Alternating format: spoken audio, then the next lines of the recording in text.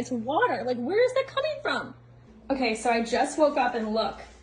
There's water literally everywhere. What? She left the bathroom sink on, walked out, forgot about it, and came back to inches of water everywhere.